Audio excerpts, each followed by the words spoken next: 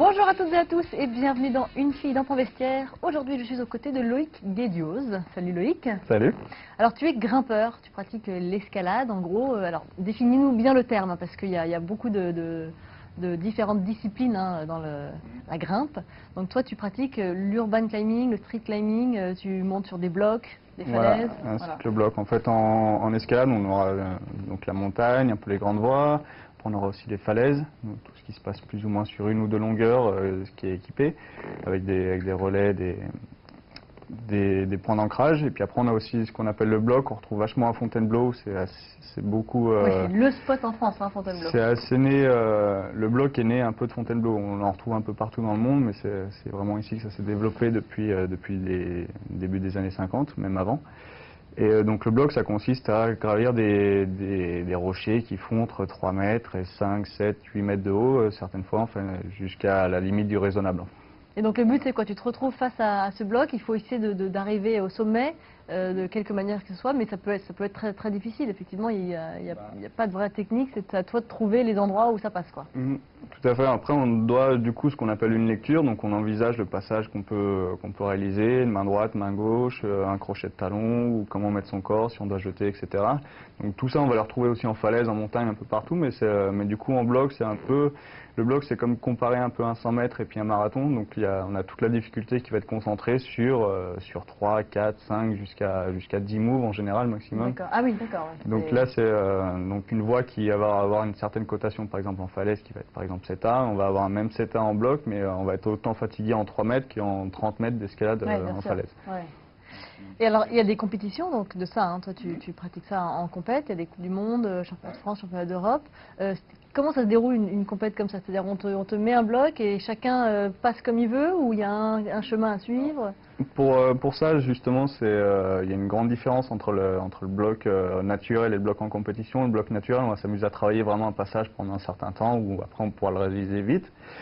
Mais en compétition de bloc, on va nous proposer en fait 5-6 blocs. Et puis on arrive, et ce qu'on appelle, on est à vue dans le bloc, c'est qu'on ne connaît pas du tout le passage, qu'on l'a pas du tout aperçu. On va avoir 5 ou 6 minutes, ça dépend de l'événement. On va avoir 5 minutes en fait où on est devant le bloc pour imaginer son passage, faire nos essais et puis tenter de le réaliser. Donc ça, c'est compris dans nos 6 minutes en fait. D'accord. Donc dans 6 minutes, on doit imaginer, grimper et réaliser. Ah oui, donc ça va vite. Donc ça va très vite, ouais. Ça va très vite, ouais. Et donc après ces 6 minutes, on a 6 minutes de repos. 6 minutes de grimpe dans le deuxième bloc, 6 minutes de repos, ça sur 4, 5 ou 6 blocs, ça dépend des demi-finales, finales ou de l'événement. Mais en général, c'est le principe de base des compétitions en international, même en France. Comment t'en es venu toi à pratiquer ça? Tu habites en Haute-Savoie, tu es né en Haute-Savoie, donc c'est la montagne qui t'a appelé à grimper plutôt qu'à skier ou à... Pas forcément, non, c'est plus mes parents qui m'ont inscrit dans un club parce que je commençais à m'amuser vers l'âge de 5-6 ans, à m'amuser à grimper à n'importe quel arbre, n'importe quel caillou sur la table, etc. Donc ils m'ont mis là-dedans et ça m'a tout de suite assez plu. Tu jouais beaucoup au chat perché, du coup ils se sont dit, voilà, ouais. Et donc toi tu as commencé assez tôt, tu peux commencer assez jeune ce sport alors? Là, dans les salles, en général, ils proposent des cours à partir de 4 ans, Oui, tu peux commencer jeune et puis surtout ce qui doit être pas mal, j'imagine, c'est que les qualités pour pratiquer ce sport-là, il faut être assez vif, savoir bien analyser, parce qu'il y a un peu une technique, quoi. C'est pas que de grimper, il faut aussi se dire, tiens, si je passe là, c'est mieux que... Il faut avoir une visualisation un peu, Après, ça vient après l'expérience, quoi. Donc après, on s'imagine comment grimper, comment passer un certain passage, etc. Donc c'est plus ou moins inné chez certaines personnes. Il y en a qui vont mettre 10 ans à arriver à un certain niveau, et puis d'autres qui vont mettre 1 an seulement pour arriver à ce niveau-là. Donc après, comme dans tous les sports, on va avoir des plus doués que d'autres. Alors j'ai lu, ça veut dire quoi, 8A+, 7C+, Flash, 8B, ça veut dire quoi tous ces chiffres et ces signes? Alors tout ça, c'est une échelle de cotation en fait. Donc il y a certains passages qui vont avoir une difficulté qui va en général, qui commence assez bas, donc autour du 4. 4A, en fait on a 4A, 4B, 4C, avec un plus entre chaque lettre. Et puis ça jusqu'à 9, 9A, 9B, maintenant l'extrême est en difficulté autour de 9B en falaise. Et en bloc on atteint maintenant des 8C en fait.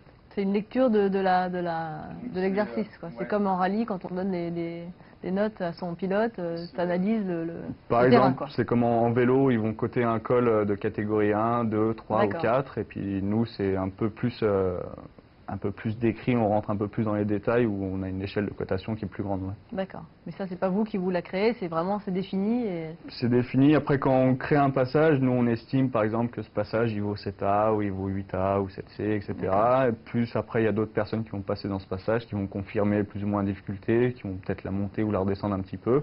Et après, au bout de quelques passages, on a une certaine moyenne et qui marque la difficulté du bloc. Après, nous, on a des topos qui sont comme des guides en fait, et quand on arrive devant un bloc ou devant une voie, c'est marqué que c'est 7A ou c'est 7B oui, ou 7C. ça te donne le niveau de difficulté. Ça nous donne à peu près une estimation de la voie.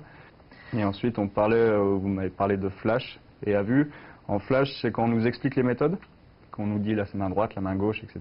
Et après, en à vue, c'est quand vraiment on ne connaît rien du tout à la voie, qu'on est au pied de la voie ou du bloc et on part dans la voie sans aucune information. Ok, super. On peut suivre tes aventures sur... T'as un blog? J'ai un blog, ouais. Ouais, Loïc. Donc c'est loicguedios.blogspot.com. Il y a plein de petites vidéos sympas. Des petites vidéos à droite à gauche, enfin essayer de faire ça un petit peu vivant. Et maintenant en plus, c'est vrai qu'il y a beaucoup l'escalade est quasi passé numéro 1 des sports scolaires.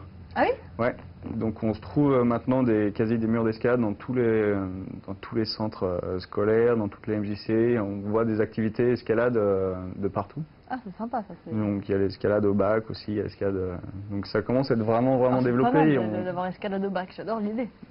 Ça fait un petit moment qu'il y a déjà escalade au bac suivant les endroits. J'aurais fait ça plutôt que philosophie. Bon, écoute, merci beaucoup Loïc en tout cas. On va suivre tes aventures sur ton blog. On va aller aller à la pêche aux informations. Merci d'avoir été avec nous. De rien, je voulais juste faire un petit clin d'œil à Red Pond Movie aussi. Ouais. C'est la boîte de vidéos avec qui on a tourné le premier DVD de street climbing à Genève. D'accord. C'est une discipline qui est en train de bien se développer et qui reste très conviviale aussi. Et sur ton blog, il y a des vidéos de ça aussi, non? Donc il y a des vidéos de ça et un extrait aussi du DVD qui est téléchargeable aussi sur Internet, sur Red Pond Movie. Ok, super, voilà, le message est passé. Merci beaucoup à toi. Merci. À très bientôt. À bientôt. Bien voilà, une fille dans ton vestiaire, c'est terminé pour aujourd'hui. Merci de nous avoir suivis, on se retrouve très vite sur Men's TV. Salut à tous.